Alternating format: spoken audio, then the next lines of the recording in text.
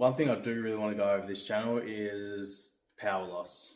Now, there's a few factors around this. I'm not so much talking about the body, it's more the bike and the bike setup. I will go with one body composition as well towards the end. But firstly, I want to cross tyre pressure.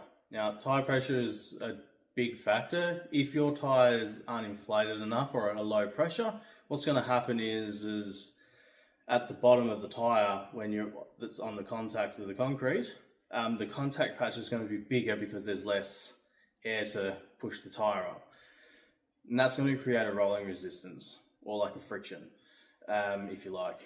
And what it's going to do is be a bit more resistant. So you're not going to notice something like this over a small distance. It's more so, call it 10, 15, 20 Ks, depends on your fitness level.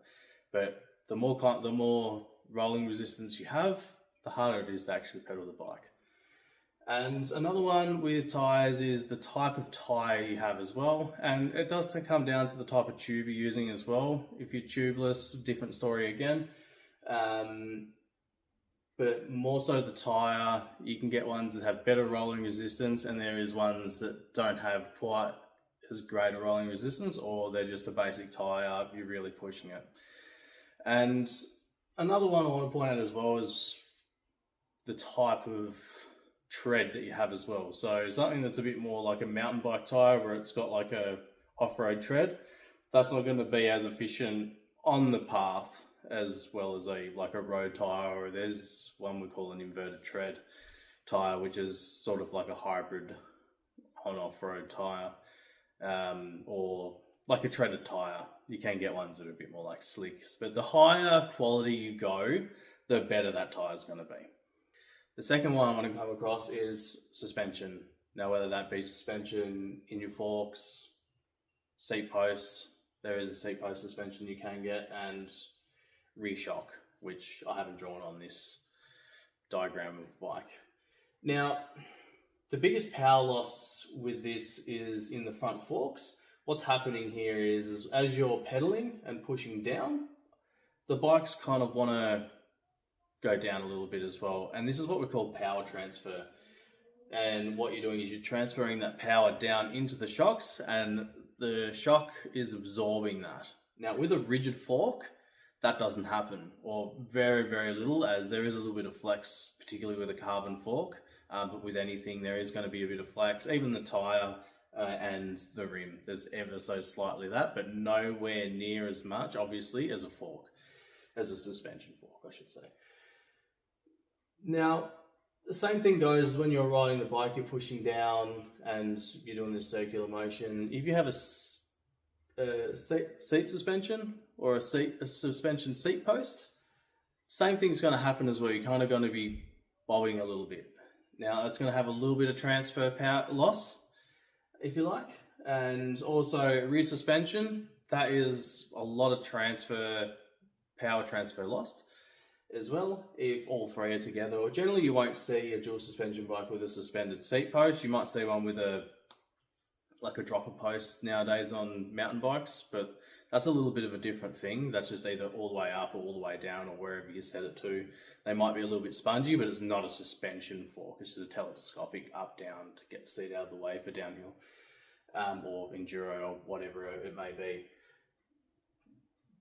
But all those sort of things are going to give you significant power loss while you're riding a bike, particularly commuting. Commuting, I recommend having as much rigid as you're comfortable with. Find other alternatives before going to a suspension.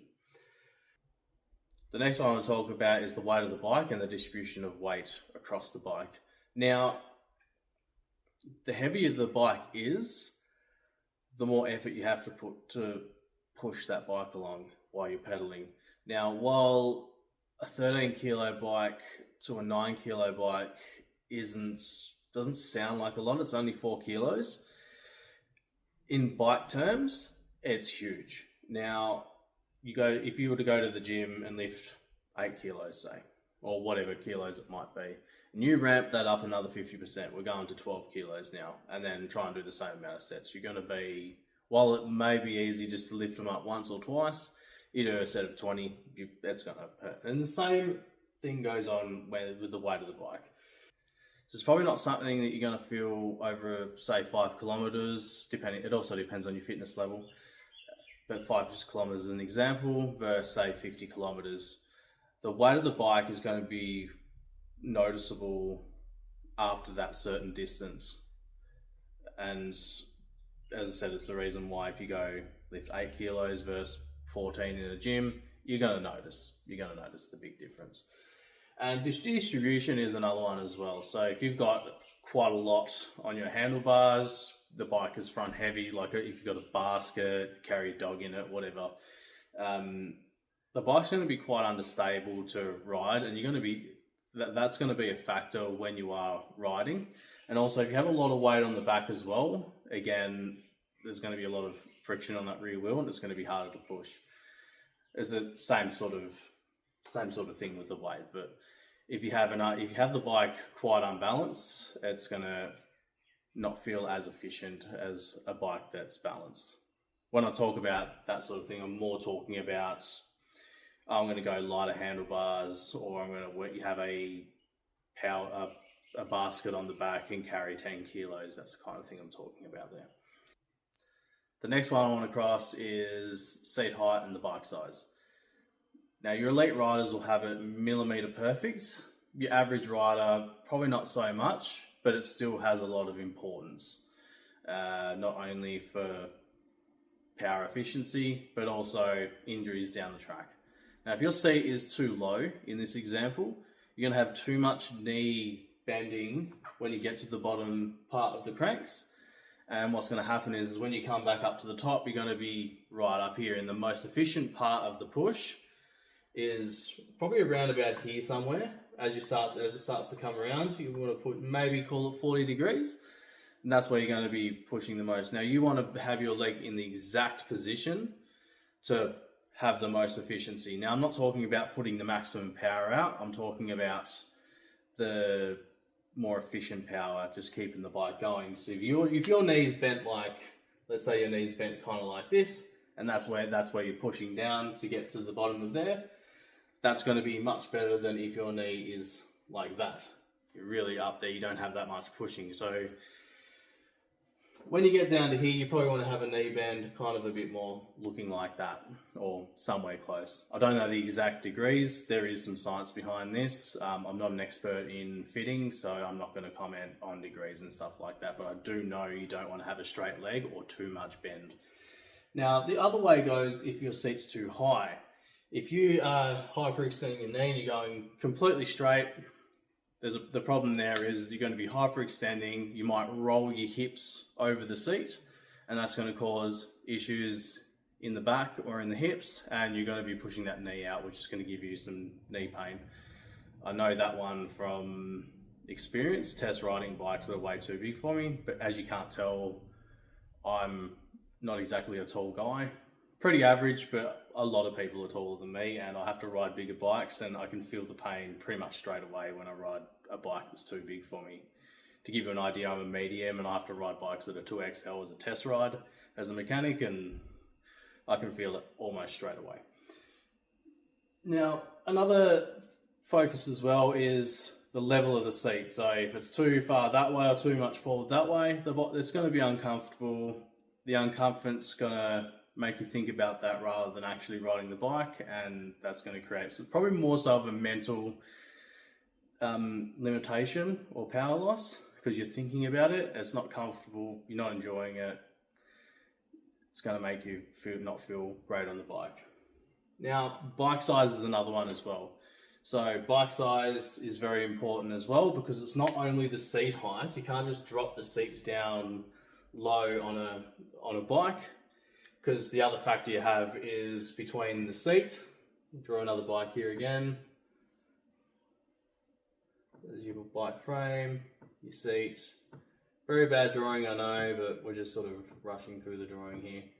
So between your seat and your handlebars. If you're leaning too far over, that's gonna, you're gonna be bending at your flexors too much, at your hips, and that's gonna cause, when your leg comes back up to here, you're already kind of bending too much. You kind of want to have, I don't want to say straight, but you want to have a bit less, kind of like the same deal here. If you're bent over too much, you're going to kind of more look like this than like this, even if the bike's at the same height, but the handlebars are closer to you. Now you can adjust and get different stems, different stem heights and all that, but the foundation is the right frame size for you. Last but not least is bike maintenance. Now there is different factors in this that might not be so bad, the ones that can be catastrophic. I'll start off with an easier one, like a clean and lube chain and gear system. If it's clogged up with gunk and hasn't been well maintained and cleaned and lubed correctly, it's going to create friction. Or if it's the wrong lube and it's too thick, it's going to create some friction. It's not a big deal, but it's probably better if you have a clean chain, because it's going to have wearing effects if it's not. But it's also a clean chain is also going to add a little bit of weight, and also everything's going to be sticky and harder to move. But we'll move up to something that's a bit more like problematic, let's say, like brakes as an example. So if you have a brake that's, let's say, a disc rotor, or another problem you could have with a rim brake is a buckled wheel, is if the brakes are touching on the rim or the disc brake, depending on what you've got, that's going to cause resistance, let's say. It's not going to be much, but it's going to be enough to fatigue you over a long period of time. And keeping up to date on those sort of things and everything true and maintained is going to help you along the way. And probably more of a bigger one, let's say, is if the brake caliper, or if you've got V-brakes, the springs aren't tensioned enough and it's rubbing against the wheel, that's just going to create resistance on not only on the bike riding, but what's going to happen is as well is it's going to get hot and it's going to wear parts out quicker. Now, like the brake pads and rotor, more to the point. Those sort of things can hinder your ride and make things less efficient for you. That concludes my video for power loss. Now, I could go over a few other points and be here all day, but we'll stick to those ones for now. If you got any comments or feedback or video ideas, hit comment below, let me know down there. And also I'm going to be doing some sort of how-tos and DIY stuff you can do at home in the future, so give us a subscribe and follow along. I hope you've learned something today, and I'll see you in the next video. Bye for now.